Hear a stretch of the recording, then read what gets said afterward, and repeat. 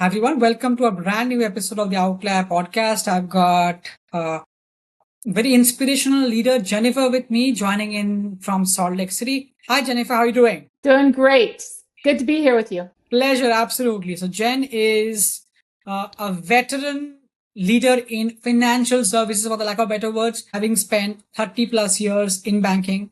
And with full disclosure, I'm 32, so she's possibly spent the equal number of years that I've been on the earth for sure. Almost 2 decades with Zions. Before that, she was with Wells. Spent 10 plus years being the CIO of Zions, and now she's taking an intentional sabbatical just to re-energize, revigorate, to understand what she wants next from her life. So that's Jen for you, everyone. I don't know if I did have enough justice to your introduction. If I have, then it's okay. Otherwise, she's kind enough to add it by herself. Well, thank you. And, I'll start with that. My path did not start in technology. It started with degrees in economics. And as a student, I liked watching how systems behave under pressure, markets and supply chains and people and societies. And that curiosity sent me right into banking, because banking at the end of the day is a system under pressure: capital, risk, regulation, customer behavior, society, and it's all happening in real time. But I came into banking as an auditor and started asking why aren't our tools optimizing for performance, and why don't they work well together? So that led me to a series of bigger and bigger problems. And so it starts with risk evaluation, data, operating models. So it's the whole tech stack. So audit, risk, chief auditor, chief operations officer, and then the CIO for the last decade. Yeah, it's an interesting journey, right? From auditing to CIO, complete to orthogonal things, but doing it, hats off to you. That's all. That's what I can tell you. Thank you. So Jen, let's talk about your career journey, right? What has been your career journey so far? So how did you start and how did you end up being where you are, or where you are right? Yeah. Well, my career journey starts in Salt Lake City, makes a path into San Francisco and Phoenix with Wells Fargo, and back to Salt Lake City. And it was always about what's the next biggest problem to solve, and who are the people that can identify patterns in people and systems and what's happening more broadly. And that fortunately led to some quick promotions early on. And going from audit to operations to CIO is just not a normal path. But at the end of the day, it's all about seeing patterns regardless of where they're at, and then being able to articulate what's going on. Absolutely. So that's a very well spoken, that's a very thought out way of explaining it. So Jen, what are you up to now? I mean, obviously much needed sabbatical. So what are you doing now? It's sometimes surprising for people when they're like, you're at the top of the career, you're in the C-suite, you still have opportunity in the years ahead to even take on the bigger roles.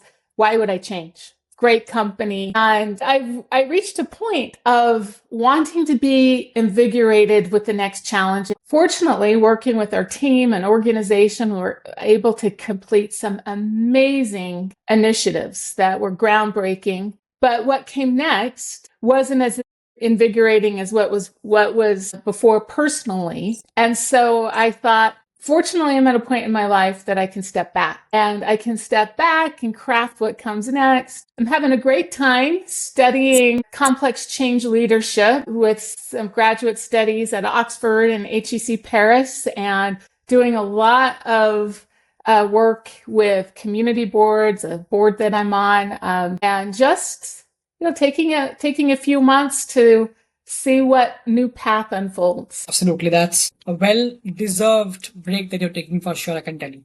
Much deserved. Thank you. Let's talk about, your journey from being an economist to running technology at one of the largest banks in the country. Yeah. To be clear, my expertise in economics is academic based versus title based, but it's something I've used, deep use in all of my work, in various roles in my career. Economics is about studying scarce resources, how those are allocated. And that, along with a deep understanding of risk management, has been was really important for tech leadership. we're always asking in econ and in risk, what is the system actually optimizing for? And as a CIO, that's the question I had to ask every day. So, sometimes in tech, we have all this legacy tech, so particularly banking, a lot of legacy tech. And sometimes we're optimizing for things that we've forgotten what we were optimizing for. So that's been the change, and that's the relationship between where I started and how I ended up where I'm at now. Makes sense. I mean, to your answer of legacy text, right? Let me try to dovetail onto that more. So you usually describe legacy systems as what? Ductwork, keeping, and band-aids. And it's obvious, right? That's the way how things are, have been for the last decades. So how do you make the case for, the painful, expensive overhauls to the board that's comfortable with, like, it's okay, what's happening, we can just maybe put another band-aid and move next, but making things happen, how do you make the case? Yeah, it's challenging because the business case is not immediately clear, but it's about telling a story. And legacy systems, a lot of the story starts with heroes that are keeping this technology working. And they are people who have been around for decades. And then when you start telling the story of those people that are leaving who have that skill and these systems aren't documented. And sometimes what we are, we're running on a workaround that was put in place 2 decades ago. And so that's the ductwork and band-aids. An example of kind of that thinking is many years ago, we had a power issue in our data center.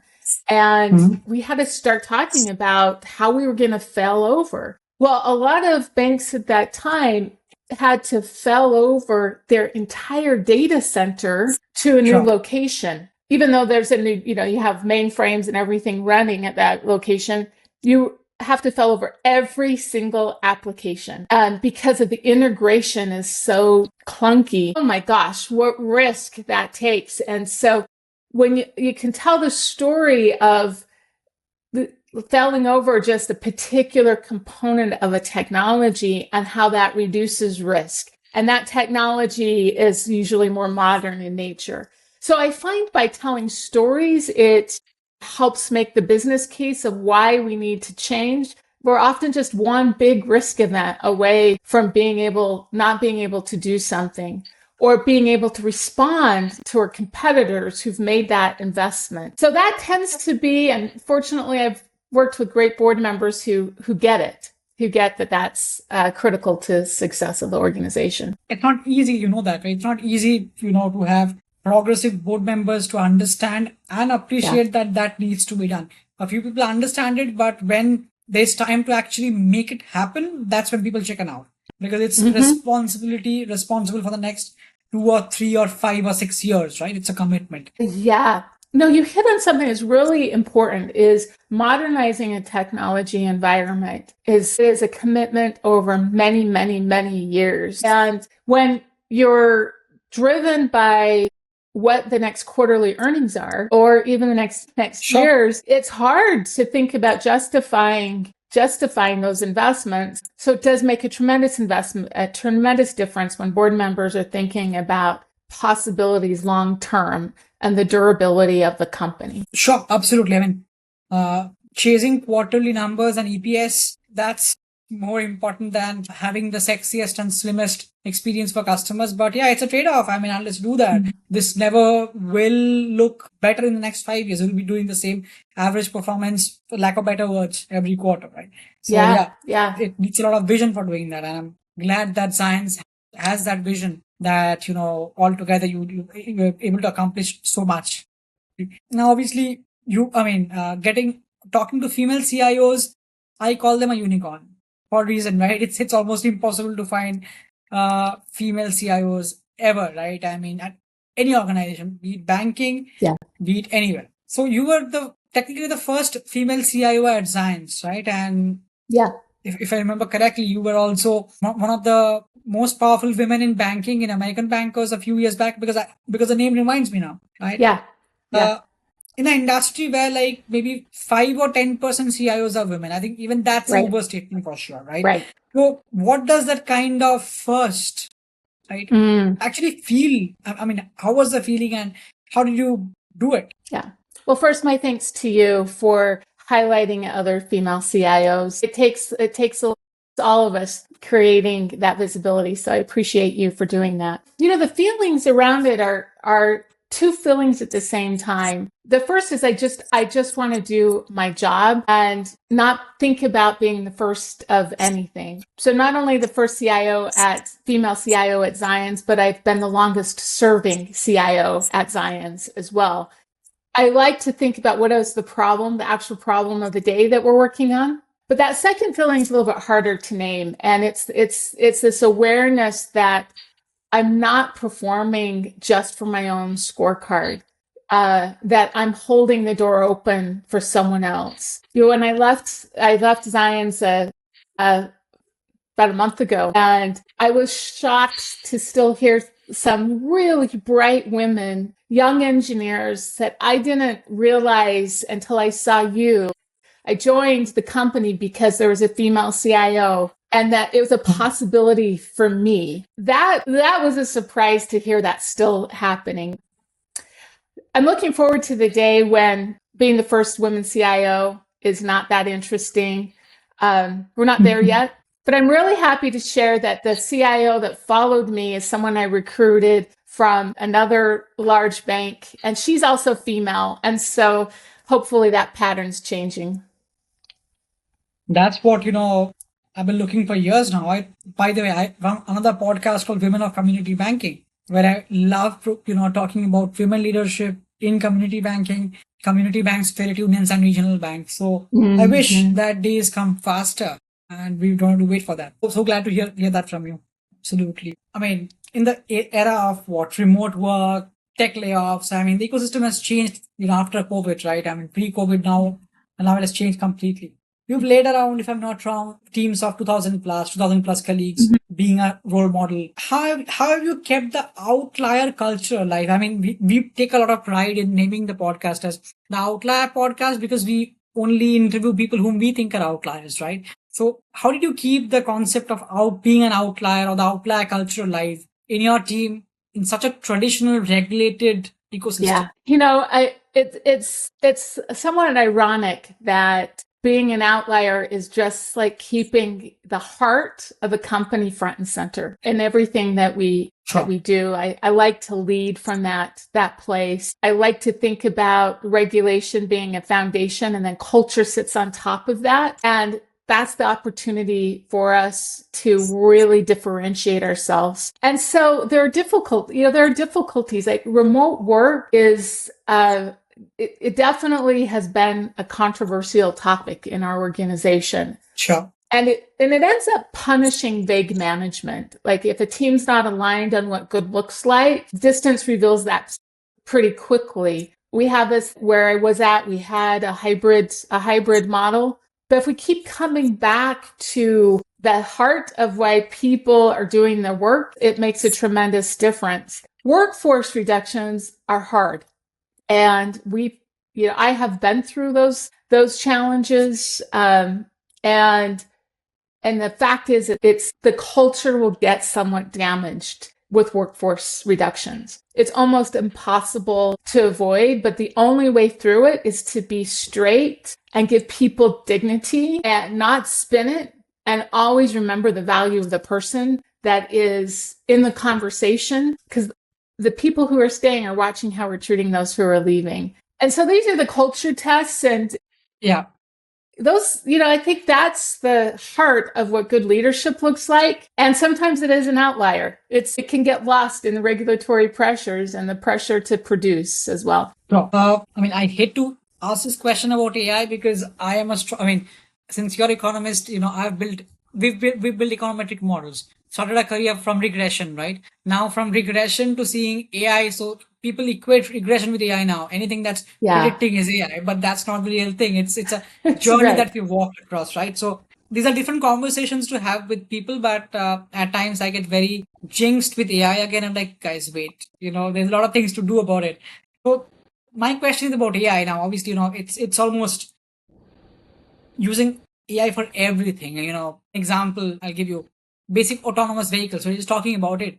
I stay in your city. I mean, my food gets delivered by a Autobot, by Uber Eats. An Yeah. example to start with, right? That's basic, image recognition and pattern recognition and autonomous car. That's from AI to using my Chase app to tell me, what is, I mean, not tell me, but Chase tells me what is the next best product, right? So it has happened for years, but still now it's more hyper personalized. Where do you think, I mean, where do you actually think, right? AI genuinely transforms banking versus what is the actual hype? Because there's a hype cycle towards it for sure. It's not just Claude and GPT, but how do you think AI is transforming and what is real?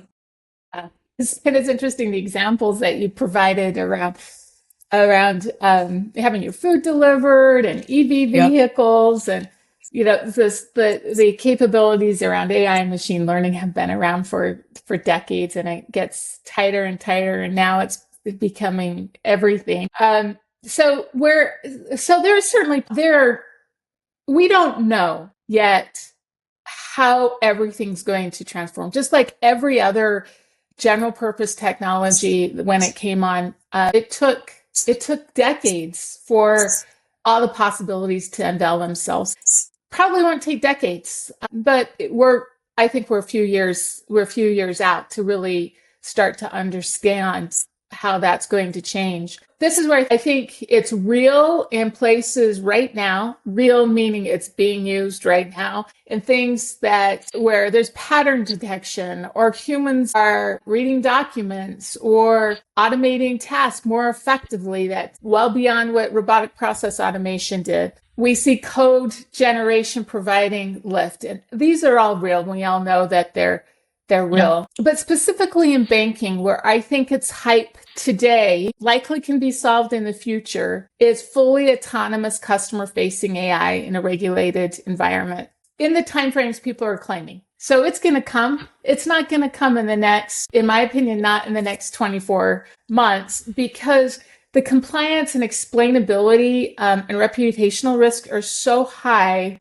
We have to get it right. And then the other piece that's often neglected is the organization element and the human element, and how much friction there is in an organization to get things done. It takes a long time to address all those silos and to get agreements, and these kind of things make me think we're a few years out from really seeing the benefit of fully agentic AI banking. Yeah, sure. I mean, agentic AI is a whole new paradigm altogether. I mean, what we were doing, what was taking weeks, has been reduced to minutes now, right? So things are changing so fast. Absolutely. Yep. Now, I mean, obviously, as a leader who's been named as one of the most powerful women by American Banker, which we are always very proud about, right? So how do you approach the bias problem, right? In whatever AI you're using, in terms of lending to credit, because we've been talking about, ECOA, we've been talking about fair lending for years now, the models we've been building, but those were still classical models. They were classical models or machine learning models, right? They can be explained. Yeah.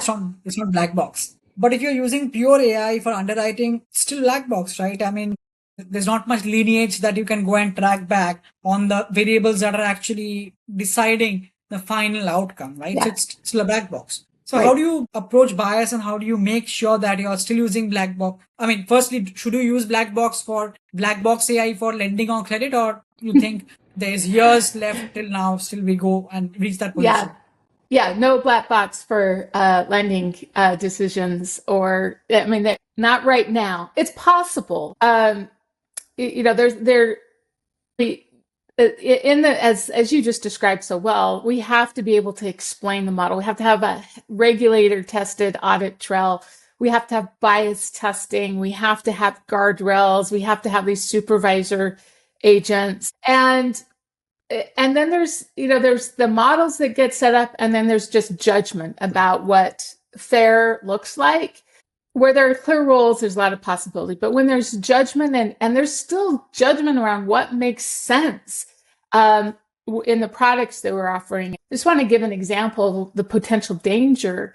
Is in it wasn't that long ago, 1970s, a woman could not get a loan on her own. She needed her husband to cosine. Yeah. And so if we use that as a model, like just, use that same paradigm, because all of those decisions are based on historical data that would exist in an LLM, we would continue to see that social problem persisting. And so it requires a mix of using it as optimize it as much as we possibly can, but be realistic where there's bias and we know there's bias. Let's get the right people around the table who understand the data that's being used and can look at it holistically to ensure that it's not just someone who's really good at model risk management or model development that's coming up with a solution. That's a deep thinking. I mean, I think that needs another separate episode to just talk about it. Yeah. I mean, things are changing so fast. One last question. I know, Jen, we are almost on top of the hour. You're busy. Thank you for giving this time to us. So again, in the fintech world, I've seen that fintech hype cycle for the last 5 years. I mean, before that, we're talking about blockchains, now Web3, then came Metaverse, and now Meta is almost closing their own Meta. Quote unquote, the Meta division within Meta. The Metaverse division within Meta. Things are changing so fast, right?